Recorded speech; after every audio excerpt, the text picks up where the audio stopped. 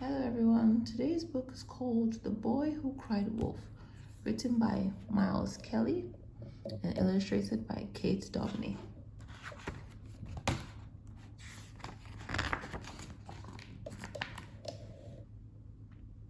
There was once a shepherd boy called George who tended his sheep on the hilly slopes just outside of his town.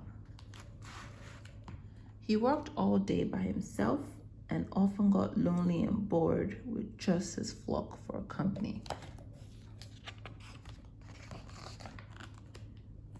George tried to find ways to keep himself busy. He got the sheep to jump over the stile and counted them one by one, but this just made him sleepy. He even gave them funny hairstyles, but the sheep weren't impressed.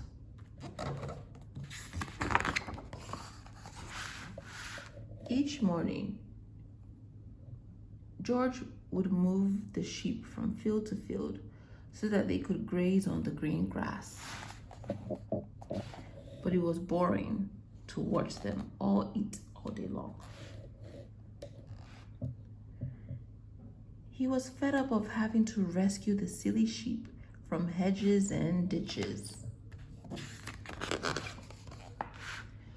So one day, after spending all morning trying to catch a naughty eel, George came up with an idea. He left his flock unattended and rushed down the slopes towards the town as fast as his leg could carry him. He pretended to be in a panic and shouted, "A wolf is attacking my sheep!" The townspeople jumped up and ran with George back to his flock. They soon realized, however, that there was no wolf and returned to the town grumbling. George went back to his duties for the next few days, but the weather was cold and wet. He didn't enjoy being out in the rain all day and started to think about trying his trick again. So the next morning, he ran to the town again, shouting, "Wolf, wolf!" There really is a wolf this time. He burst into the courtroom and ran up to the judge. "You must come and help me rescue the sheep, otherwise I'll lose my flock." Again, the townspeople came rushing to help him, but when they saw there was no wolf, just like the first time, they were very cross. Soon after they left, George noticed something moving in the trees.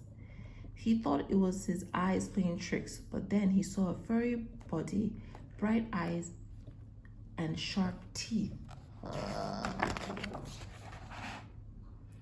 The wolf came rushing towards the sheep. They ran away as fast as they could.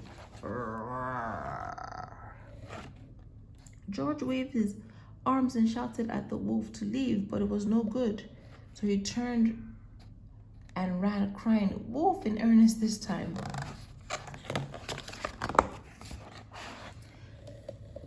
He rushed into the town calling for help, but no one would listen. He ran to the butcher and shook his head. He ran to the butcher, who shook his head and said, "You have lied one too many times." He ran to the baker, but he shook his head and sent him away. Eventually, George gave up and hurried back to his flock. Some of the sheep were missing and the rest had scattered far and wide. The wolf was fast asleep, looking fatter than before.